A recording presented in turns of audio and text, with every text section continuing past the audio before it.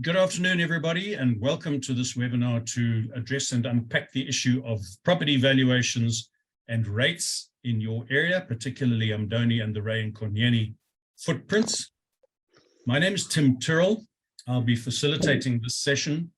I work with OUTA in our Social Innovation Division, driving what we call the Community Action Network project, which is a device which is specifically designed for community groups in order to help them be more professional, more efficient, to raise funds, to have access to information about municipalities and all sorts of other useful things. But more about that another time and later. I'm really just positioning my role here. Part of our initiatives in this space at the moment is an intense focus on the issue of the general valuation role and the subsequent effect that it has on rates in various different districts. So we thought it appropriate, given that we have connections with community groups and community associations in your area, we thought it appropriate to put together a webinar where we've invited Philip Backus, who's from Pennington, to join us to share some local perspectives and some local issues about how valuations and rates are going down in the Umdoni area. And I see there are quite a few participants. I'd welcome contributions from you. I think initially, please, let's confine questions and comments to the chat box. If we have time, we'll open that up and have live discussion, but it's a better way to actually focus the discussion if we can answer your questions or respond to your questions, which you submit in writing, at least for now. So Philip will be our guest panelist. Thank you very much, Philip, for joining us. We're grateful for your time and your wisdom in your space. I'd also like to introduce our Manager of Social Innovation, Julius Kleinhans. Julius runs our Social Innovation Division, of which the CAN project, which I've just described to you, is one. There are two other initiatives in that space. One is called Link, which is a mobile app which is downloaded by holders of smartphones, where they're able to use it to report incidences of municipal service problems and municipal infrastructure problems on the phone in real time, using geolocation, and everything just goes through seamlessly. It works best, of course, when that system is integrated and back-ended into the municipal ERP or information management system, and that's what we seek to do ultimately. But the device is still useful in the hands of citizens who want to report information in any location in the country. If the municipality in question is not connected into their ERP, then that information is presented to them, but it doesn't integrate with their information flow. So it's up to them to use that information and those snippets about issues and outages on their own account, so to speak. The other initiative in social innovation, and I'm stealing Julius's thunder, he'll tell you a little bit more about it later, is what we call Water Can, where we have an environmental scientist in the form of a PhD called Dr. Ferial Adam, who is an expert in the water field, and she drives the initiative which examines two things in South Africa. One is the quality and quantity of potable water, drinking water in other words, in various different locations. And the very hot topic right now is the issue of groundwater, which is rivers, dams, lakes, streams, the ocean indeed, and the state of those bodies of water, particularly as far as pollution, with a very close focus right now on sewage. But we'll get into all of that another time. So welcome, everybody. That's the preamble to this discussion. I'd like to now just swing it a little bit closer to the topic of the day, which is the issue of the general valuation role and the cycle of property valuations that is happening in your area right now. So what has happened in the last few weeks? There are two municipalities in this space that we're going to be talking about. One is the Umdoni municipality and the other is the Ray Nkonyeni municipality. And each of those have slightly different approaches to their valuation role. In the case of Umdoni, your valuation role was published on the 16th of February and will close for objections and engagements with your municipality on the 28th of April. So that's a little over 5 weeks hence. And there is some time, though perhaps not a heck of a lot. So I urge you, if you choose to engage with your municipalities, to do that sooner rather than later. These things have a nasty habit of boxing up towards deadlines. In the Ray Nkonyeni case, the valuation role was published a couple of days earlier on the 13th of February, but you share a deadline of the 28th of April, I beg your pardon, with Umdoni. So the processes and the protocols to be followed in order to engage with the municipalities are very similar in both cases, which is why we chose to actually consolidate this discussion and bring both municipalities and both residential area footprints into this discussion. So what happens in practice is that every 5 years, in some cases 4, the municipality will do a full rerun of what's known as the general valuation roll, abbreviated commonly to GVR. And what they do is that they will take their database and their list of every property in their area, and they will subject it to a reevaluation process at the hands of an accredited valuer. And it's obviously a desktop and basically algorithm and mathematical based exercise, because the physical challenge of getting around to every property to do a proper in-person assessment is just too great. So what happens is that those properties are revalued every 5 years. There are adjustments year on year, but the main and the most significant adjustment is through every 4 or 5 year cycle.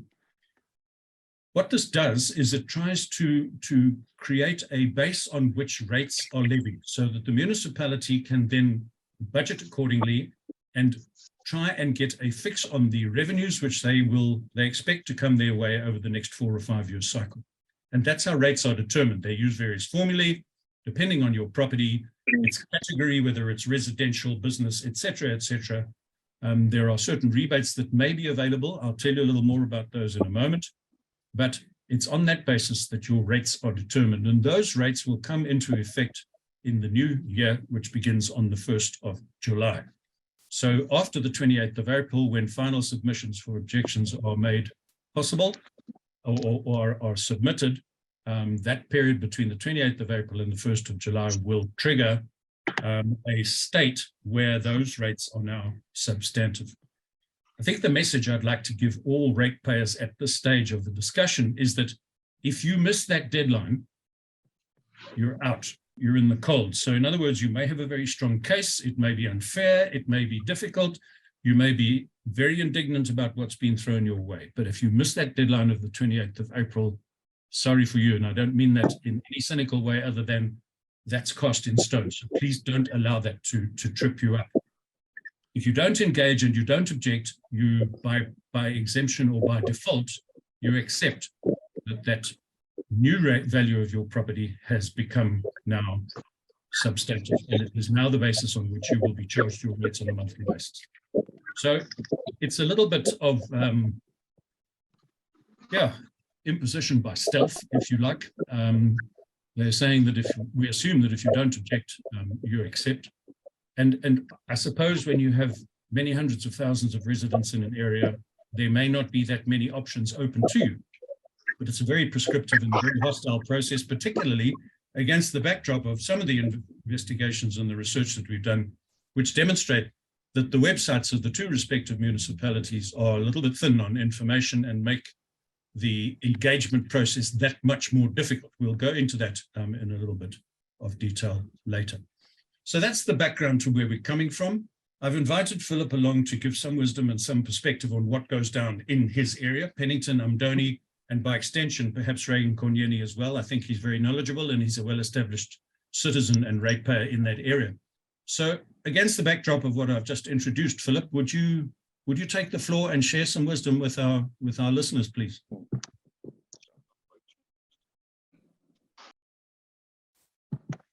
Okay, Philip, may I suggest if you can hear, or either drop Philip a note on his phone and ask him to log in via his phone. The computer's obviously going to be tricky. I think there's some load shedding issues at play. That's very frustrating. So I think maybe, Tim, just on the valuation role, as you've mentioned, people have specific deadlines that's coming up and they need to object before then. It's a legal process, so you cannot object following that deadline. And, these new rates will come in effect on your bill come July this year. So it's really crucial for people to participate. And just to inform everyone, I've seen that people are taking notes and so on. Following the session, there will be an email that will be sent to everyone with the necessary steps and links So you don't need to necessarily have to go write things down now. Thanks. Tim, over to you. Yeah, thank you, Julius. That should have been part of my introduction. Perhaps I should just address the housekeeping issues quickly. There are a couple of others. You may have heard at the beginning of this session, if you'd logged on dead on the time that the session went live, that the session is being recorded. I trust that's in order with everybody. Some people may be uncomfortable about that, but I don't think there'll be any objections. But through the recording, we're able to feed back to you. So we have your email addresses, those who have registered for the webinar, and we will then send you a link, which will give you an opportunity to replay and perhaps focus in on pertinent parts of this discussion. So thank you. Philip, are you with us? I'm back again. Yes, seems I'm back again. Okay, all right. So let's try that introduction again. I've invited Philip along as a knowledgeable and well-established local resident to give us some perspectives on the issue of valuations and rates in the Pennington, Umdoni, and by extension, Ray Nkonyeni area. Philip, I hope you heard some of the background that we've sketched and why this thing happens every 5-year cycle and how there are adjustments year on year. But what happens in practice is that there are often some unpleasant surprises for some residents where property values go up by an extortionate amount and people get very surprised, very ambushed, they get angry and indignant, and sometimes that process comes unstuck because citizens don't always know what to do. And we're here really to help you and give you some hints and tips on how to make that happen. So Philip, before we get into the detail and process stuff, perhaps you'd like to give us some background of what's happening on the ground in your location. Philip? Perfect. Thank you, Tim. Hi, everybody. What we picked up, and I've got to give a lot of credit before we start out here to Jeff Smiles from UAG, who's been, I almost want to say, my mentor in this whole thing. He's had some experience with this before. We looked at the valuation roll and we discovered huge discrepancies in valuations. There were 3-story houses that were valued at 200,000 Rand. There were houses on the beach, which were valued at 100,000 Rand. And then there were houses in normal residential areas, which were overvalued.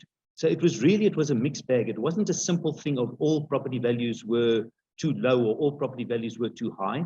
If you go back many years, you would remember that most people would estimate that the municipal valuation was probably about 20% less than the true value. That's not the case here. Personally, myself, I've got 2 houses next to each other, which I bought a month apart. The one of them has been valued on this one with an increase of 121% over the price that I paid for it. The other one has been valued at 8% less than I paid for it. So it's also not a case of these guys are just looking at property transactions and the values that are going through. The square meterages of the houses is very similar, but the valuations of the two is almost, one is half of the other. So it's a shocking situation of valuations are all over the place. There's definitely some people that have had influence over valuations. It's clear to see. We're not here to name and shame anybody, but they're out there. So we really feel that the randage is being dramatically affected by the fact that the valuations are incorrect, good and bad.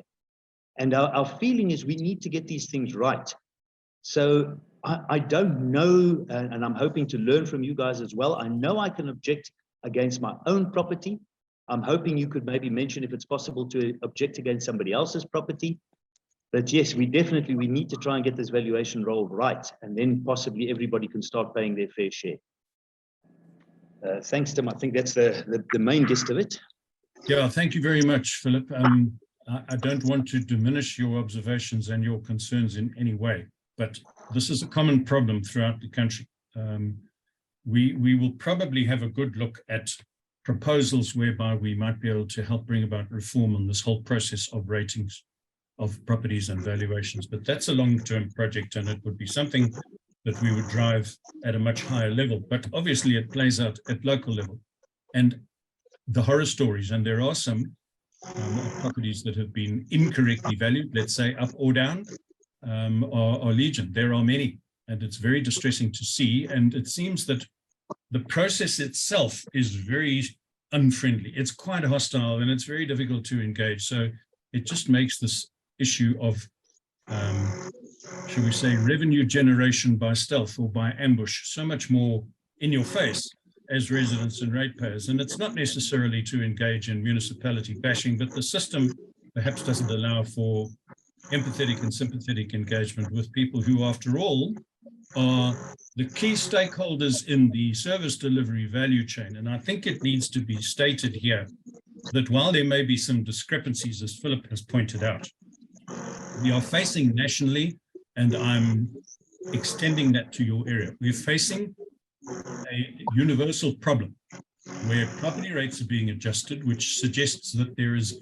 not an attack, but there is perhaps an inappropriate attempt to try and squeeze the rate space by municipalities across the country, where they are trying to do that against the backdrop of declining services. Now, rates and taxes pay for those services. So we find ourselves in a very awkward position where most people, let's not say most, many people feel that they're mandated to pay rates and taxes, but the services and the quid pro quo, if you like, received from their municipality is entirely the other way around. So more money, less services, less delivery from the municipality. And it's unsurprising, therefore, that people get indignant and people get upset. Added to that, the process itself is unfriendly.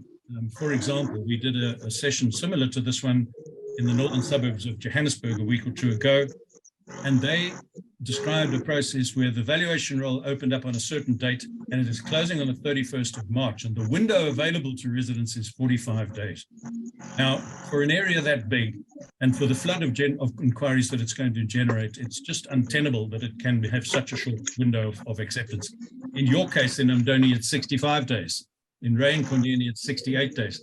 It's still not enough, but perhaps a little less hostile in your case than it might be in a big metro like Johannesburg. We would suggest that perhaps 90 days is a more benevolent period within which to be able to consider things and to get opinions, because important, if you're going to object, you're going to have to do it against a proper evaluation by an independent third party. But we'll get into that space in due course. So what I want to do, provided, Rob, Philip, there's nothing more that you want to add at this stage, I'd like to just take viewers through what we have, as OUTA, have suggested that you do in order to be able to engage with your municipality in an attempt to try and make the process just a little less uncomfortable and easier for you. Philip? Yes, please, if you could carry on with that. Thank you. All right. Okay. So then, if you wouldn't mind, I'm going to share my screen with you, and I'll show you what we are doing. Excuse me. So, in the first instance, please will you go to the OUTA website, which looks like this. I presume everybody can see my screen. Is that correct? Okay, thank you. So on this window, you will see on the banner across the top, on the right-hand side, it says property valuation. Click on that, and there will be a short paragraph and a preamble to the issue of property rates and how it all rolls out.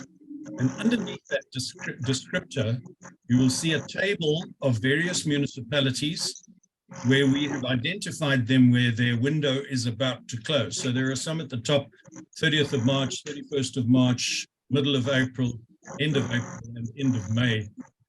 So in your case, we've got Ray Nkonyeni here, and we've got Umdoni here.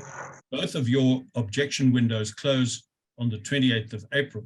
So what I'd like to do, given that Philip is our honored guest, I'm going to take you through a link which takes you to the Umdoni local municipality, and that will give you what we have suggested you do as OUTA, as a process that you can follow in order to be able to engage with your municipality. So there's another descriptor about the valuation role, an introduction at the top, and it says in the third paragraph, the role was opened for comment 16 February, closes on the 28th of April, and you can find your property online here. Let's go to that window and open up that link. And you will see that there is the valuation roll 2023. Let's open that. It's quite a large file, so forgive me while it downloads. And there is the Umdoni general valuation roll, I beg your pardon.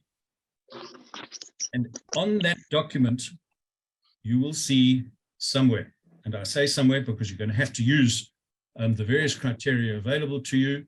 You have earth number, you have portion, you have rem, farm or township, and this is the area, obviously, in which that property is located. There's description of the owner and the category of that property. You've got agriculture, you've got commercial, you've got residential, and it varies. Obviously, there's residential, and the bulk of the standalone freehold properties will be residential.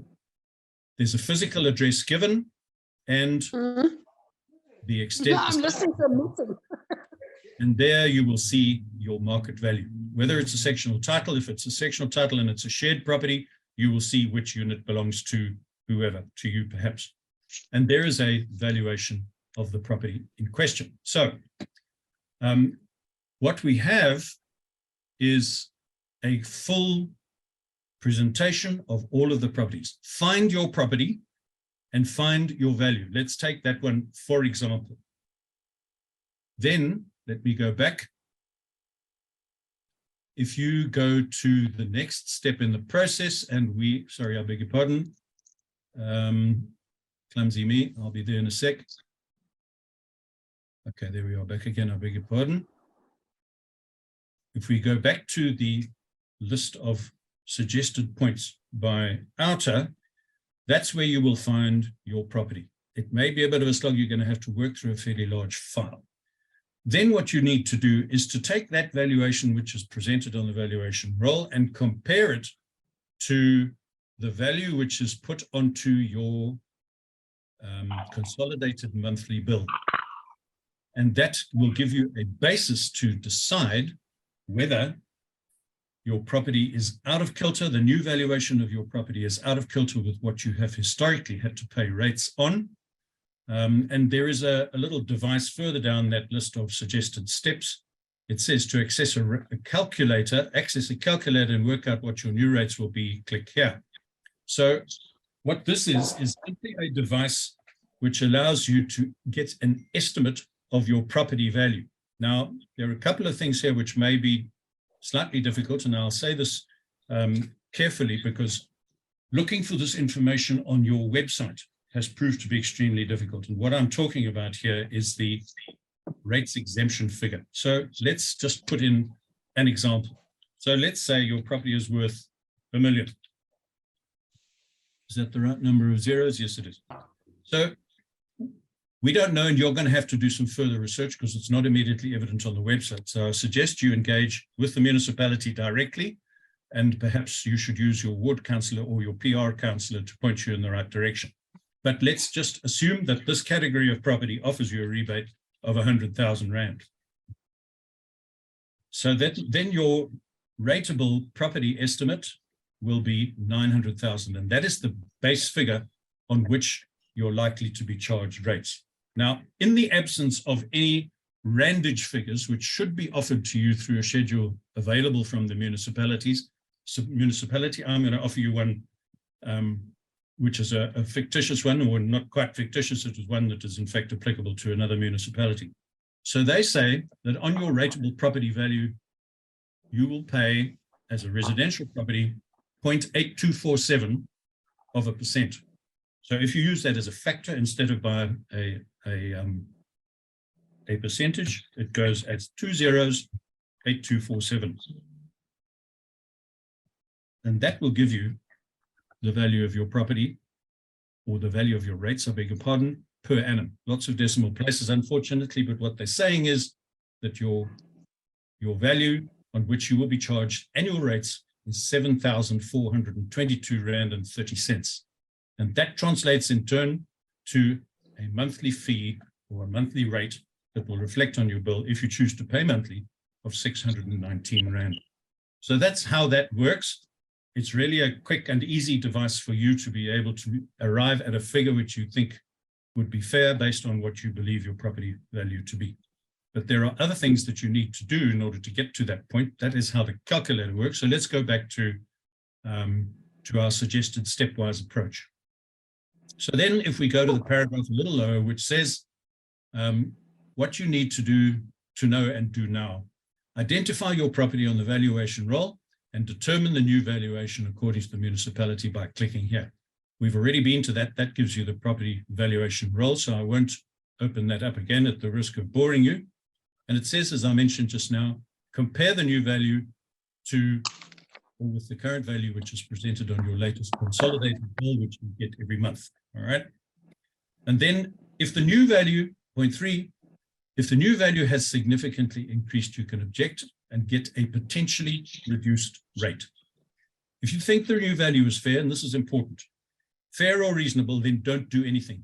That will automatically default into the system and you will be charged the new rates without your having to engage with the municipality. And it raises an interesting point because there are some properties, as Philip has interestingly pointed out, that have actually gone down in value. So what do you do then? Well, most people would be inclined to say, I'm not going to say anything because it means that the rateable value of the property is lower than it was before, and hopefully my rates will go down. Well, that may be the case, but please understand also, and I know that people don't always feel this kind of well inclined towards their municipalities, but be that as it may, what they do is they encourage participation, although it doesn't seem to be the case. They say we would like to get feedback from our base of residents in order to be able to feed our database on the property valuation roll. So if there are adjustments downwards, they would also like that confirmed. So I leave that decision and that choice, if you like, in your hands. If you find yourself in a position, it's hardly likely that you're going to object to a property which is rated lower than the original value, but be that as it may. So then if you think the value is fair, you don't need to do anything, as I've already said. Then if you would like us to help you, there's an opportunity for you to engage directly with OUTA and to fill in a form and say, I have this issue, please will you get hold of me? Or you can go straight to the website belonging to an independent property valuation organization. Now, let me explain this quickly. We have a relationship with Lightstone. They are well known. They have a database which has every registered property in South Africa on their database, and they are able to give you an online, a digital, independent, and reasonably accurate valuation of your property, taking all of the factors which they have at their disposal into account. It's something we would recommend, but I also have to point out that you could get an independent valuation if you're choosing to object. And remember, it's important that you do. Objecting to the value of your property at the hands of the municipality is not enough. You've actually got to say to them, okay, this is what I believe the value should be, and this is why I've arrived at that point, and here is my evidence, supplied by an independent valuer like Lightstone. So their service is recommended, but as I said, I have to point out that they are not the only people playing in this space. Many of the estate agencies, particularly the larger ones, will also offer you the opportunity to do valuations, and you're at liberty to engage with anyone you like in order to be able to get that independent third-party valuation, which is important if that's going to be a proper and well-reasoned basis for your objections. So then, if you don't use that, or if you choose to go and submit an objection, then you need to follow the prescribed process, which have forms available for that purpose. And we suggest you go and use that link. So let's let that dial up. And there's the valuation roll download. Let me do that quickly. And then, okay, just let that load quickly, please. Right, there is the objection form for a residential property. Let's open that up and let's have a quick look at it. There is a fairly substantial level of detail which is required. Sorry, let me minimize that. And here it is. Form A, residential, full title and sectional title used for residential purposes.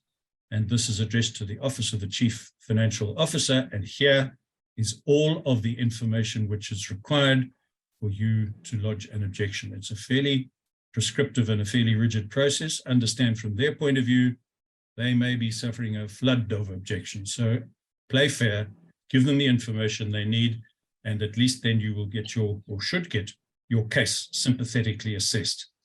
So I won't go into each entry point, but it does ask for a full amount of detail, particularly if your property has been on the market recently and how it was valued for that purpose, and to see whether that is yet another basis on which they can do a comparative valuation. What is not clear, and this is something I discussed with Philip before we went on air, is we don't know, and the municipal website doesn't tell you whether you must submit this as a hard copy in person to municipal offices or whether you can do it online. So my suggestion is you need to engage with the municipality and actually get it from them what the prescribed or required process is. But a couple of tips along the way.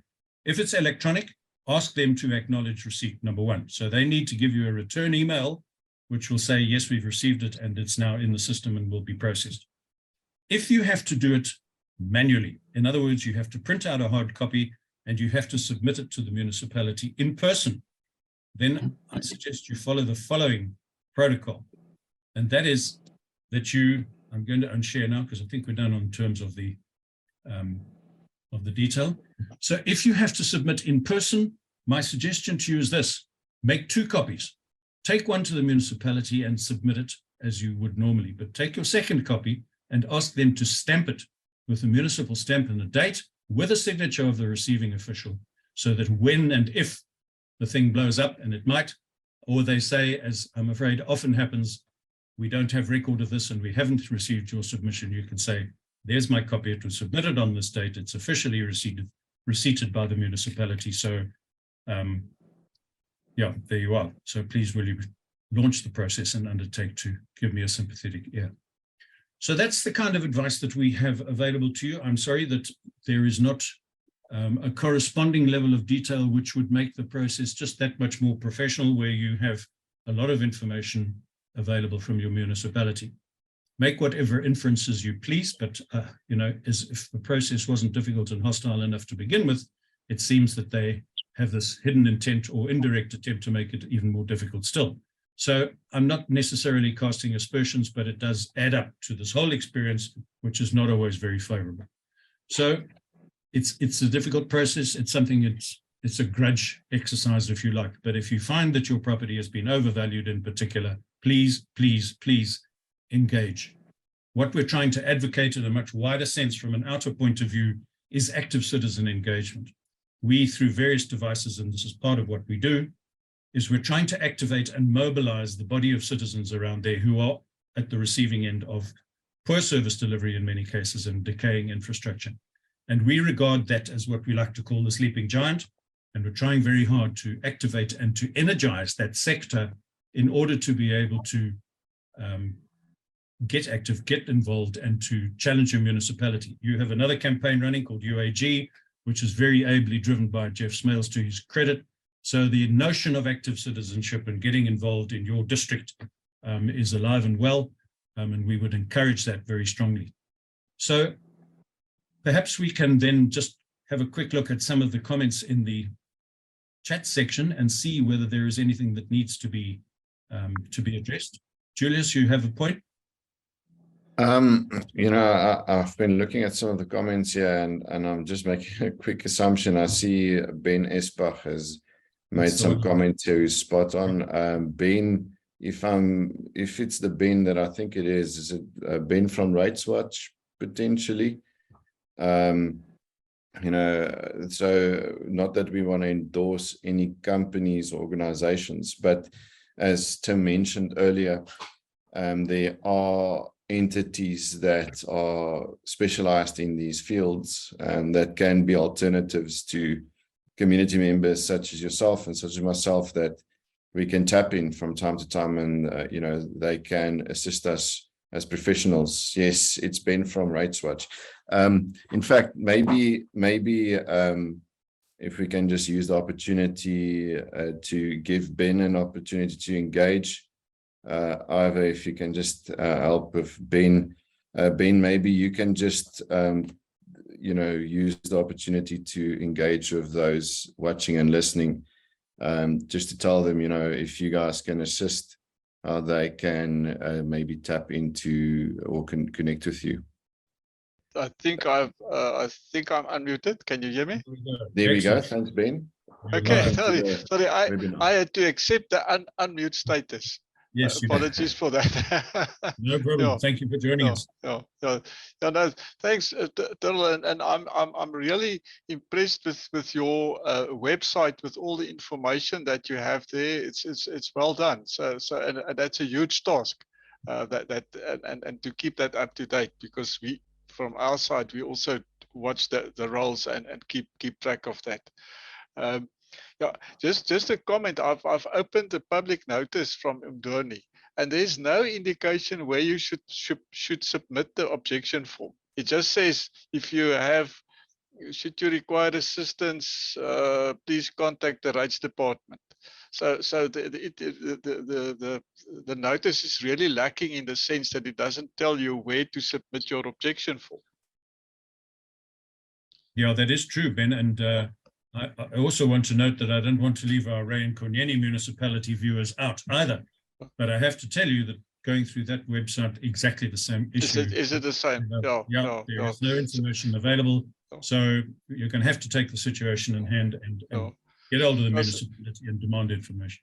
But maybe maybe with the assistance of Philip, who's in the area, he maybe can inquire where it should be submitted, or it can be if it can be done by email, and just sort of then put that information through to your put it on your website.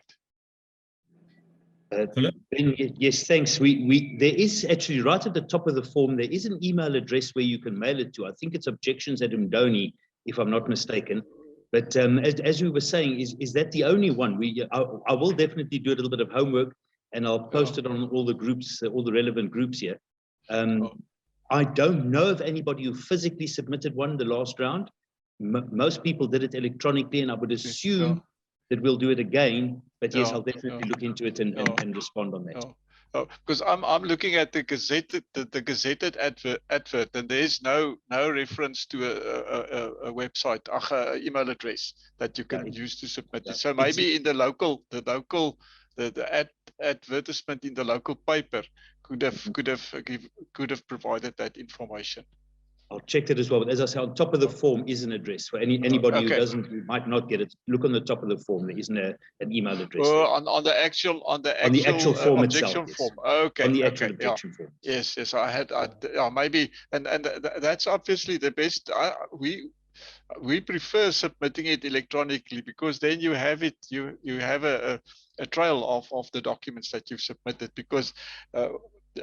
The advice to keep a copy is sound advice, because often the forms are mislaid. Yeah, just a quick one. Perhaps I scanned. Beg your pardon? Sorry, Tim, just a quick one.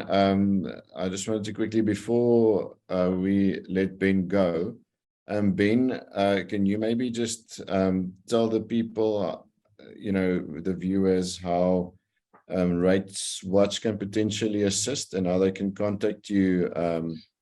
We cannot endorse you as an organization, but I think it's a good opportunity. Julius, thank you for that. Anybody who's interested in our services can visit our website. If you Google Rights Watch, you'll get to our website, and just there's also a lot of information on the website, and you can then register with us and submit the query, and we will assist you. So if you need help on that side, we're there to assist you. We can do that. We've got a team of professional valuers doing the analysis of the value. I think what's important is that don't be, and it was mentioned that a high increase from the previous value should be a trigger for submitting an objection. That's unfortunately not a good basis or any basis to submit an objection. You must test the value against the market. So Julius mentioned, Philip mentioned he bought the property for X amount and the value is close to his purchase price. That is the benchmark. What happened in the market, and that's why you need a short valuation report. If you have comparable sales and say, but properties in the area sold for 1.1 million and 1.2 million. So my property is similar to these, so that should be the value. So it's actually you can do it. You can do it yourself if you do a bit of homework. Wonderful, thank you. Thanks for that, Ben. Okay, and I think the last thing that I want to mention is there is a deadline for the objections, but section 78 of the MPRA provides for a review of properties that were valued incorrectly. So if you've missed the objection period, there's another window that you can use to apply for a review for your valuation. Ben, So how widely is that used? Because it's not commonly known, I have to say. Well, that is what keeps us busy between valuation roles that are open. So we use it on a daily basis. Okay. And obviously the process will differ from municipality to municipality. I can speak of for Ekurhuleni and Johannesburg and Tshwane, for instance. There's no problem to submit a request to have another look at the value. We provide a motivation for that, and 9 out of 10 times we're successful in that application. Excellent. Okay, that's good to know. Thank you. Yeah, you know, I think just one last thing, Ben, with your extensive experience, it's something we're also going to explain to the team, but maybe you can, you know, if your property is valued now and it's say 60, 70%, you know, that's the new valuation according to the municipality, and now they're working out these rates which will apply from July. What is the difference between that and the increase that occurs every year after that? Is it a 60% spike right now on your property rates from July? You know, and what is the inflation amount that increase that happens every consecutive year? Julius, that is an excellent question, and it's something that happens that when the new valuation role is implemented, often the tariffs are not adjusted downwards. So if the tariff is kept the same, you will experience an increase. So your example, if the value was increased by 60%, you'll experience a 60% increase in your monthly rates. I did some training for the Northwest Province last week, and I used Ray Nkonyeni as an example. I took their new valuation role, took the information from their budget for the 22-23 year, and if they were to keep the tariff the same, they would get a 20% increase in rates income. So they, if they keep their looking at using the budget amount for 22-23 as a benchmark, if they were to just increase that by 6%, the increase in income from rates, then the tariff should go down by, I think, 12%. Sure. So that is a problem that often happens when new valuation roles are implemented, that they don't adjust the tariff. Even if they do adjust the tariff, if your property, the value of your property was increased by 60%, because if the new value may be correct, the old value may have been severely undervalued, then you will experience a fairly high increase in your rates, even if they do a downward adjustment on the tariff. So a new valuation role is always sort of a turbulent exercise or turbulent experience for ratepayers because of the different increases in values.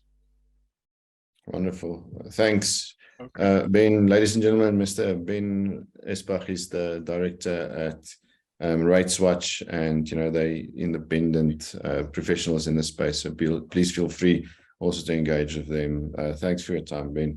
Over to you, Tim. Julius. Yes. Thank you. Brilliant. Thank you very much, Ben. We appreciate it. And thank you, Julius. All right. So I'm just you seizing the opportunity to go through some of the chats that have been posted. And Kerry, I notice a post from you. This is from Kerry Ferreira, who says, I'm attending to get more information as our property valuations have just doubled. There you have it in a nutshell. There's an unfortunate case. I hope that what we've had to offer you is of use. But yeah, that's a grim reality that you're going to have to process and deal with. But please make sure that you use the opportunities that are available to you. And there are some, they may be hidden, but please will you do that? Another thing I just wanted to add to what Philip said earlier, there is an opportunity to submit objections by email, and he actually posted that, objections@umdoni.gov.za. Please make use of it. All right, and then there's another point that has come up here, which I think is an important one. And Philip himself posted this, which says, what about the situation where our suburb or town has been so badly affected by the municipality's dereliction that there have been no buyers in a particular price range for past many years, and therefore there is no market value? That's a very awful predicament to be in. It has to be demonstrated, I suppose, if you're using that as a basis for an objection, that it is because of neglect and dereliction by the municipality that the market is depressed, and therefore it makes a, shall we say, an objective valuation of the property very difficult, because what happens in a case like that is that the intrinsic value of the property is much higher than the market would pay. So you lose, and that's a very difficult one to do. But the municipality is unlikely to take that into account by adjusting your value downward, as Ben has just pointed out, and that your rates will not decrease. They will at worst, or at best rather, stay the same. So we're in a cleft stick up to a point. I think what it is pointing indirectly towards is the need for consolidated and energetic citizen action in order to be able to engage with the municipality and hold their feet to the fire and hold them accountable for some of the conditions that prevail in your area. So there is another important point here, which perhaps we didn't touch on and give enough credence to, and I think Ben will bear me out here, is that the issue of valuations is underpinned by an important principle, which is in the hands of the municipalities and indeed in the legislation, and that the condition of valuation should be based on the willing buyer, willing seller principle. So the guiding idea is that the market value should be determined, or the value should be determined based broadly on what a buyer would pay for that property to a willing seller. Now, I suppose you could extend that point and say, well, under market conditions which prevail, which may be depressed in the face of declining services, that a willing buyer, willing seller might account for a lower price. But I would then suggest in turn that the willing buyer might be very enthusiastic and there would not be a willing, maybe an unwilling seller. So that equation needs to be balanced as far as possible in principle, but I'm not sure that that is always taken into account. So there are many issues at play here, ladies and gentlemen. I'm hoping that there is some comfort, if you like, taken from a discussion like this in order to be able to get some kind of a reasonable outcome to what may be for a number of people a very thorny issue. So as we reach the end of this discussion, perhaps a closing comment or two from you, Philip. I'm not sure if anything further occurs to you or whether you'd like to just summarize from your point of view, please. Tim, sorry, one thing I did pick up, we mentioned multiple logons from me. That's not the case. I've just realized what's happened. I shared my link and quite a few people have logged in and it's all reflecting as me. So a couple of the comments that come through that reflect as Philip is actually not coming from me. It's coming from other people that are logged in. But okay. I was just going to say the demographics in your area reflect a lot of Philips. Yeah, there's a lot of Philips down here, it seems. not serious. No, just to confirm again, what we as UAG did last time is we also put together a letter which basically set out some of our local challenges. And we will again make that letter available to anybody and everybody. There's no charge as far as that's concerned. That's just our little gift to the community. So anybody who wants to take it, I'll share it with you either as a PDF or as a Word document. You can contact me on the Pennington community chat, or we'll try and get my numbers and contact details out there. Jeff Smiles as well, obviously, is also involved in it. Anybody who wants that as an example of something to add on, some padding to it, if you will, more than welcome. We're there to try and assist as much as we can. Anybody who has got more questions, if I can't answer them myself, we'll try and get the answers. If not, we'll come back to the guys at OUTA, to the guys that can, and see if they can assist. Ben obviously is out there. So you're not alone in this. This is what I'm trying to say. We're all seeing that there's a problem here, and we're very, very grateful to Tim, to Ivor, to Julius, to everybody that's put this together to try and assist us. We are also here. Come to us if you've got problems. Come to us if you've got concerns. As far as possible, We will assist you. We will try and make sure that you get your objections in. The more the merrier. So please come to the party. Let's try and get this thing right. Thanks, guys. Appreciate it. Yeah, excellent point. Thank you very much, Philip. Just before I ask Julius to offer some closing remarks, I see there's a hand up, but I see it as Philip. So Ivor, can you identify who the viewer is and give them an opportunity to ask a question? I think it's going to be difficult to coordinate the Philips. Yeah. So there we go. The Philip with the hand up. They're unmuted, so you may go ahead.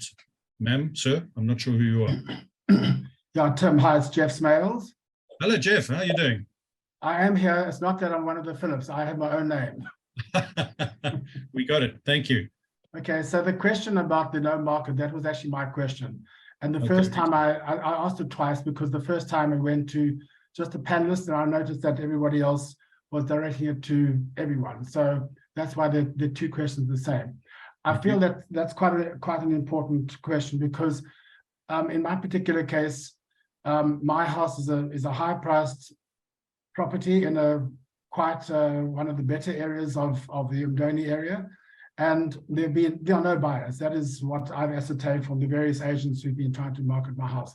So that being the case, is there not a possibility that we can find a way to make that, not just for me obviously, but for just about everybody who has the same problem, that they can't sell their homes, and in our little suburb, about between 50 and 60% of the homes are for sale, because people want to get out because of the disaster that we face with by the municipality. Is there not some way that Julius or yourself or somebody else at OUTA or Ben Ensbach can find a way to justify that the rate should be, I don't say zero, obviously, because there's still the race randage which is applied to the valuation, but that the property should be valued at almost, let's say, as an example, my house is for sale for 4 million. The valuation, the municipal valuation is 2.15. It's 2.145. They put it by 5,000 rand to go to 2.15. But can it not be justified that the only people who come to town, if they are coming to town to buy, are only spending about R1 million? Therefore, how can we hope to get 4 million rand for property if nobody's coming to town, because the market's such a disaster with more than R1 million if they're coming at all? Can we find some way to use that as justification to have our properties substantially or significantly downvalued? Yeah, Jeff, thank you. Couple of issues arise. I would suggest that the basis for that, that group objection has to be a consolidation of those views. So you would, I think, in order to make it, or to give it a better chance of success, there would need to be a document drawn up which has a list of people who actually subscribe to that view, so that, you know, residents, name, property, etc., are caught in the same net, and they're saying we also believe that the neglect and the lack of municipal services has had a depressing effect on the value of our properties. If we have that together, and it is the basis of a group action where you have a number of participating ratepayers, or all of the affected ratepayers in perfect terms, that would be fantastic. And I would suggest that that's a starting point. Ben, I see your hand is up. Ivor, would you give Ben a chance to respond? Ben, you're unmuted. Yes. Okay. Am I audible? Yep. Okay. A very interesting case, and that can be a very special. That should be a very special case, and what I would advise is that the owners in that area, because there are more than what I hear, that there are a number of properties that are affected by this. I think the owners should come together and appoint a valuer to do a comprehensive research and a comprehensive report on the market situation for that area, and if the willing buyer, remember the act, because market value is the basis, it says that there must be a willing buyer and a willing seller. So at some point there will be a willing buyer. Maybe the 2 million is the point of the willing buyer will will sign up, or maybe it's a million rand. But I think you have a special problem, and you need special attention to that, and get somebody that knows the area, a valuer with experience to assist you in this. That's the only advice I could give. It's not an easy one, because there's no market evidence. Look, Ben, yeah, I understand fully, but I think it also needs to be said that there comes a point where the willing seller is no longer willing below a certain level of valuation. So you may have lots of people lining up because they are now stripped down properties at really keen competitive prices and people get a bargain. But would the seller be prepared to engage under those circumstances? And given that for many people, a lot of their investment capital lies in their bricks and mortar of their home, Yes. they might be very unwilling to let it go and see an erosion of 20 or 30 or 40% of money that they've put into that property over a period of 20 years. But remember that the seller is a notional person. So he hasn't got these emotions, and that it's a bit of a unnatural situation. But the fact that the current owner has invested X rand in this, that is not the point. The point is how will a willing seller who's a notional person react in this? So this is not the easy space to play in. And apply the Tyler rules of market value. Yeah, no, forgive me for boiling it down to the case of one individual property owner, but if you have that information as a collective, it becomes so much more powerful. Yeah. Yeah. Okay. All right. Thank you very much. Okay. Yes. You're welcome. Yes, Jeff. Can you hear me? Yeah. Okay. So just for the information of the panelists and the participants in this meeting, we had a bit of a false start last year because we thought that the valuation process, or the new valuation role that we're now faced with, was actually being launched last year. So we had a bit of a false start, but that allowed us to get a little bit ahead of the game, in that UAG created a Google form with a number of points in it, or an introduction, which I don't think included the point I made now about there being no market, but a number of other points. And we've collected so far 360 objections, which is just the start. We hope to get many, we hope to get thousands before the 28th of April. This might be of value to your other areas in your ongoing work, that we have got a means with which to accumulate all the objections, all the people who object directly to the municipality. We have already created a database of those who want to register with us. So we can have an idea of how many people are dissatisfied with their situation, with their evaluations. And we try to confine it to that, not to say, well, there's a pothole here, there's a street light here, that we're not interested in that kind of stuff. That's a whole different topic. But just to get an idea of who's objected and why they're objecting. And also we will then use that document when we close it, probably on the 28th of April, to present to the municipality and say, well, we understand that we cannot object to the valuation role itself, but here is an example of all the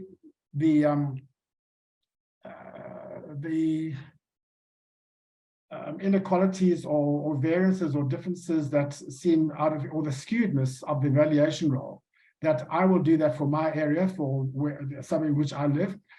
We've got two state agents as UAG ESCO members, 2 or 3 who I've asked to do the similar thing, or to check the work that I'm going to do for my particular suburb, and present the municipality with an example of how badly flawed the valuation role is. That, like Philip mentioned earlier at the beginning of the meeting, that there are very valuable properties which are shown, which are valued at 200,000, which are probably worth 4 or 5 million rand, and other properties that are valued at 4 or 5 million rand, which are that are valued at 200,000 rand. That, in other words, the opposite of the valuation that they've been given. So, we have that database which we're going to present to the municipality. Yeah. No, that's good news. And Jeff, may I just suggest that if some of the people who are within your network are going to object, I would suggest that an automatic part of that should be that a copy of their objection should form the basis of your database. So if you've now got a collective where you can put a spreadsheet and say, here's the individual value and here's the collective value. We've got 2.23 billion capitalized, and the current market values in terms of what prevails on the ground reflects 1.5. There's a very strong case for a group action. Okay. So that's what we're going to do. That's what we will start, and that's what we're going to do. Yeah, brilliant. Okay, well, that's citizen action at play, and we commend you for that, and well done on your ongoing work and the extent to which you take on the issues of your local community. And I think that's a very creditable effort. And I can thank you, Tim. I can go one step further to say, if any of the people that you're presenting to would like to borrow this is a template, you're welcome to use it. Excellent. All right, Jeff, we might hold you to that. Thank you very much indeed. We're grateful. All right, ladies and gentlemen, I'm going to call time. We've gone a little bit over our scheduled time of 2 o'clock, which reflects the level of concern, I guess, that is held by at least some members of this discussion group. So thank you very much for joining us. As I said earlier, you will all be receiving a link which will give you access to a recording of this session. Please feel free to get in touch with us through our website or directly to me, tim.tyrrell@outa.co.za. And these are all very topical and very important issues. So it remains then for me to thank our guest panelist, Philip. Thank you all very much for giving up of your time and your clear wisdom in that area. Very valuable, and I think you too should be given credit for the fact that you make yourself so willingly available to ratepayers in the area who are aggrieved and who would like some guidance and some advice. So thank you extremely, our extreme thanks for that. That's a very creditable position to take, and well done on your citizen action, so to speak. And then to our executive manager, Julius, thank you very much for your overview and your insight. We value your support, and thank you very much to Iva, who's been running the show from the control desk, and we're very grateful for your help. Thank you, Iva. So ladies and gentlemen, I hope you've had some value in the last hour or so. Thank you very much for your participation. I wish you a very pleasant afternoon and good luck. Thank you, Tim. Thanks, Tim. Thanks, Julius. Thanks, Iva. Much appreciated. Thank you all.